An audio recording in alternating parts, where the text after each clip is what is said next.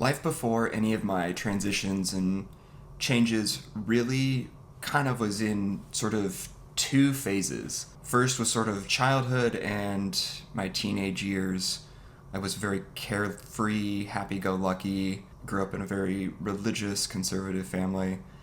We did move around quite a bit in my early years. I lived in 4 or 5 different places before the age of 9. So there was a lot of change, there was a lot of transition, lived in 2 different states in the US. And then another big change really did come when I got my glasses for the very first time. I became a lot more sheltered, reserved, shy, had a lot of sort of self-doubt, repressing a lot of my emotions and feelings. I think a lot of this sort of change and indecision and self-doubt led to a lot of my inability. It led to my inability to really decide and make a decision for myself on what I wanted to do with my life. Throughout college and university, I changed my major 9 different times. I went to 3 different universities before graduating with a general studies degree. I bounced around multiple careers and industries. There's like 4 or 5 industries, 5 different companies, 9 different job titles. There was just a lot of indecision, change, frustration, but also exploration and sort of trying things out.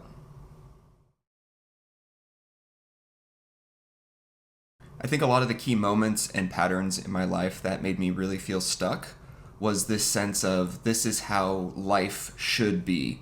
And this sense of should came from family, friends, leaders in my life, just sort of society and peer pressure in general. I was trying to live into other people's box versus trying to find what was true for myself and what made my life unique and fun and my own.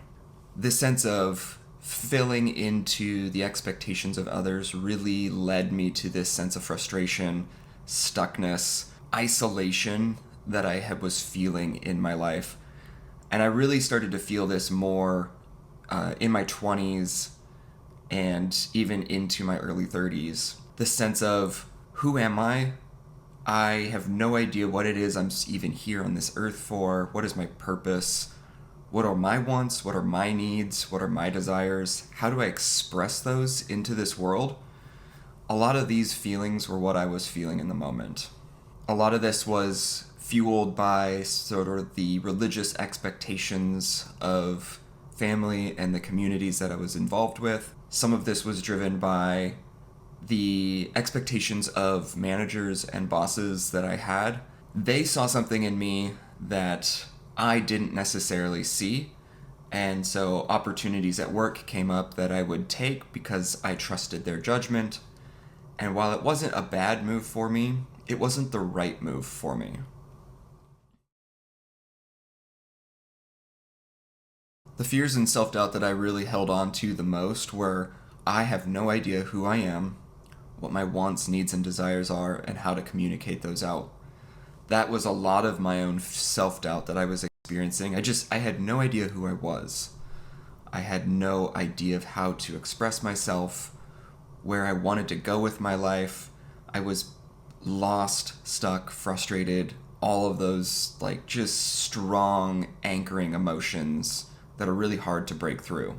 When I did come across an opportunity that really did excite me, the fear that came into my life was that it was kind of multifaceted. There was the fear that I might fail and look bad. There was the fear that I actually might succeed at this, and that brings a whole new set of challenges and concerns and fears and that I just wasn't equipped for. I wasn't ready for those levels of challenge. There was the fear of looking bad and embarrassing myself or disappointing the family and friends and leaders that were in my life. These really showed up for me very subtly in my day-to-day world. It wasn't necessarily that I was consciously aware of them at all times, but more of, this is just my normal state of being. And that sort of normalcy or felt sense of normalcy really held me back from pursuing anything new.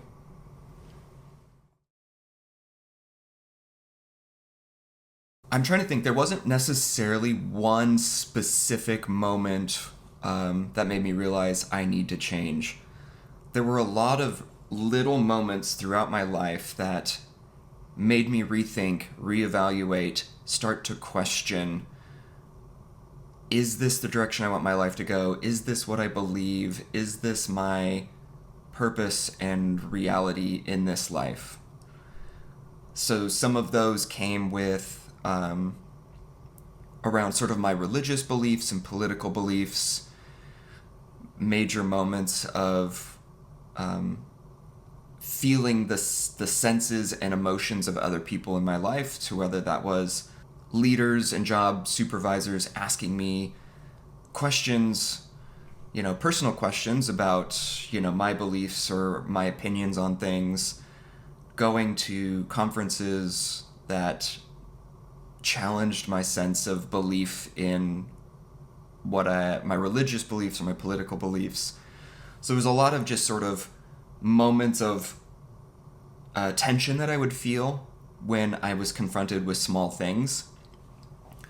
And after 5 or 6 of these sort of tension moments, I had the realization of why? Why am I feeling this way? Or why is this person asking me this question or expressing themselves this way? What is it that they believe, and is it what I believe? And so it was just these little moments that started to get me comfortable with asking questions and doing some research and digging and understanding what are my beliefs, what are my needs in this situation. I think other moments that really helped me change were stepping into activities that I normally would have said no to. So I think one of the big ones was going skydiving for the very first time and facing fears of like heights and saying, I can conquer this. Like this is something that I'm interested in doing, so let me try it. Some of the bold steps that I really did take were questioning the societal beliefs that I was raised to believe. So again, that's religious beliefs, political beliefs, really stripping them back and saying, what is this? Does it relate to me? Do I believe this same thing? And if not, what is it that I do believe for myself? Other things, like I mentioned, were doing crazy things like jumping out of airplanes. I think some of the bold moves that I took were taking jobs that had no job description and no set salary and just saying yes to things that most people would say no to because there's not enough information. I think some of these things were leading early on to some of my own set core values that I have. And I think once I was able to determine my core values, it better gave me the compass and the map and guiding points to say, here's how I can step more confidently into new things. So adventure, courage, risk-taking, these are all in my top 5 core values. And so by doing more things that allowed me to step into those values really helped me transform and break free and become myself. And some of the biggest steps that I really did take were quitting my corporate job, starting up my own coaching business, and moving abroad from the US to the United Kingdom. Yeah, starting my own business and moving halfway around the world have actually been dreams of mine for over 15 years. I knew that I wanted to be a coach at the age of 17. I had showed up to an informational session at my local public library on a coach training program. No idea why I was there, no idea how I knew about it, but there I was, and I knew it. This was what I wanted to do. But society deemed that I should go to college, get a job, start a family, all of these things. And so I put all that information on the shelf and did absolutely nothing with it. It wasn't until 2020, after being laid off from a job, my second time being laid off, that I hired my very first coach, realized this dream of being a coach, that I began to take steps to become certified and start practicing and really starting to build my skills in this element, in this profession that I love called coaching.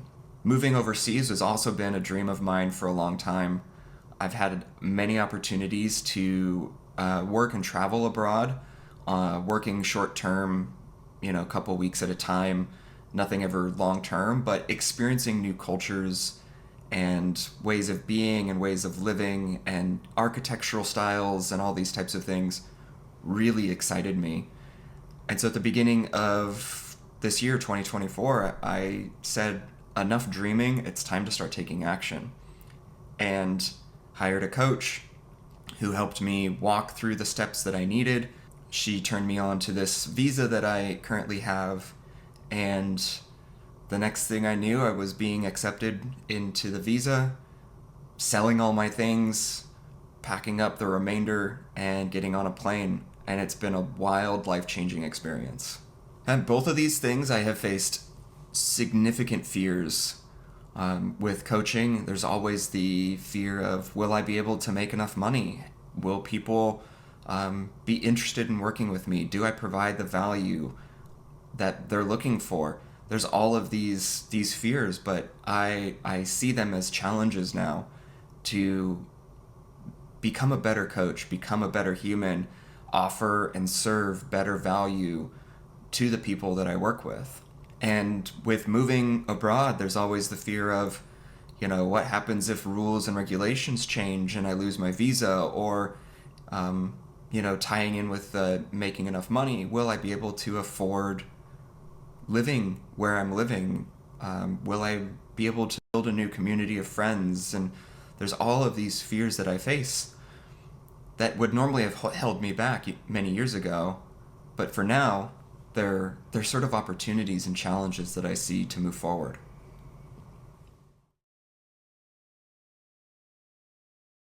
Fear used to hold me back. It was an immobilizer. It was an unpenetrable force that just froze me in my tracks. And there are still times where that is the case, but I've been able to reframe my fear as more of an opportunity. It's an invitation to step into something bigger and challenging and grow. One of the big things that has been helpful in that is uncovering and learning my core values. By understanding these elements about myself, what I value, what really resonates with me, I'm able to better align myself with my actions and choose things that, even if they are risky or scary, I know are the direction that I need to be and want to be heading. And that is incredibly helpful in any kind of transformation or growth opportunity. As I just mentioned, the fear used to be an immobilizer, and now it is an opportunity for me. It is an open door. It is a challenge to say, all right, I am feeling some tension. What is it actually telling me?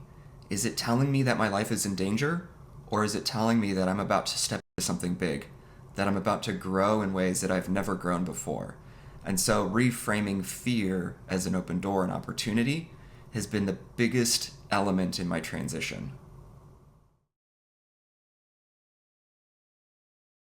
I would say one of the biggest realizations that I've had in this process, in this journey, is that I am way more resilient than I give myself credit for. Early in my life, I would say especially before the age of 25, I considered myself a risk-averse, fearful person. I did everything in my power not to do anything that would ruffle feathers, go against the grain. I was a strict rule follower. That is no longer who I am. Sure, I do follow all the legal rules and all those types of things that come with living in any kind of society, but I don't necessarily follow the rules of societal expectations. I now take a look at these unwritten rules or expectations that people have and really dig in to say, like, is this for me? Is this part of my journey? Is this part of my transformation, my growth process, whatever it is? And if it's a no, it's a no. And I just sort of say thank you, no thank you, and I move forward. And so that resilience to be able to understand who I am, what I want, what I desire, and how to get it is a huge part of what I've learned about myself. Some of the most significant hurdles were really around my own perception of how others would perceive me. So when you change big belief systems like your politics or your religious beliefs, you're going to face a lot of resistance from family members specifically, especially if they still follow and believe the same way that you used to believe. As soon as you go against these major belief systems, you're going to face a lot of resistance. I am not really somebody who loves conflict. And so before any of my transformations and transitions, I would avoid any kind of conflict or tough conversation whenever I could. But as I went through some of my transitions and transformations, I was forced to face difficult conversations, and those were incredibly uncomfortable. But with each one, I became more resilient, more confident, I gained more clarity around the things that I believed and the things that I wanted, and how to more clearly and compassionately clarify and communicate the things that I was wanting to do and the transformations that I wanted to make in my life. There are other big transformations and hurdles that I've had to overcome, and to be honest, I'm still overcoming. I've only been in the UK now for 6 months, and so I'm still very much, I think, in those early stages, and I know there are many more hurdles to come as I continue my international journey. I've been a coach for a few years now, but I'm very early in I'm 100% in the coaching business, so there's still a lot of hurdles to overcome, but I'm not worried about them. I'm not worried about them because I know that I've faced hurdles already, and I have the confidence to be able to face those things. Success before any of my transformations was very much in line with what was expected of me. Did I go to the right school? Did I get the right degree? Did I get the right job? Am I making the right amount of money? Do I have the right life partner or spouse? Do I have well-behaved children? All of these things were what success was defined for me. And I do believe that there are some of those elements that I still hold now as far as success. But it's what I define versus what other people define. So success for me is, am I in line with my core values? Am I living my purpose, mission, and vision every single day? Am I being of value and service to those in my community and around me? As well as, am I making a positive contribution in this world? So I have big causes that I love to contribute to and support. So am I able to contribute and support to those causes and initiatives? Am I in a loving relationship with the people around me? All of these things are now success for me versus having the right job title or the right lifestyle or any of those types of things. It is more about, am I being a positive contributor to this world? For anybody who feels stuck and is afraid to step forward, I think you're in the right space. But now it's time to say, okay, this fear that I'm feeling, instead of framing it as a roadblock, begin to ask it, what is it that you're trying to tell me? What opportunities are you inviting me into? Begin to get curious about the fear itself, because I think it's going to tell you more about what you need to do next versus holding you back from stepping forward. The only way to get unstuck from any situation is to take action, and take action into fear. One of my friends and fellow coaches, Callum, he used this analogy with me of, in the world strongman competition, They have the truck pulling contest where they have a rope strapped to a truck and you're one man trying to just pull this truck from stop to motion. And in the very beginning, the person pulling the truck is taking 1,000 tiny steps and it doesn't look like anything is actually happening. But they're building up their own force on the truck to break the inertia of that truck. And pretty soon, the truck starts to slowly move forward. After 1,000 tiny steps that feel like you're going nowhere.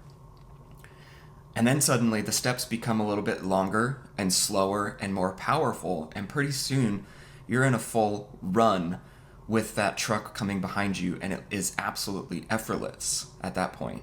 And so when you're feeling stuck, it can feel like you're just taking 1,000 tiny steps and going nowhere. But that is one of the most important things, is just be consistent, be persistent, and never give up. My transformation has been profound in how I show up in coaching situations with others. I show up much more confident, much more courageous. I am way more willing to ask hard-hitting, deep questions and to challenge the other person to really dig into whatever situation we're digging into. Before I went through many of these transitions and early in my coaching journey, I was very cautious in any of the questions that I would ask. I would hold back, I would hesitate, I would show up in a position of weakness versus a position of confidence. Many of my clients face similar fears and doubts that I had. They have big dreams and ambitions about what they want to create in their life, whether it is, moving abroad or creating their own career or profession, stepping into new creative outlets. All of it is facing the unknown. And so I try and guide them through my own lived experience. That's part of the reason that I moved overseas and started my own business, was to be able to experience and face the fears and transitions that my clients fear, or that my clients are going to face. I do it also because I want to, but I know that it's beneficial for myself to be able to experience these things so that I can say, all right, here's what you're going to potentially face next. Now, how are we going to build a system or a plan or a process to be able to walk you through and face that system with confidence and clarity and courage? If there's one thing that I hope anybody watching this takes away, it's that you have everything that you need already to move forward. The only thing that's holding you back is yourself.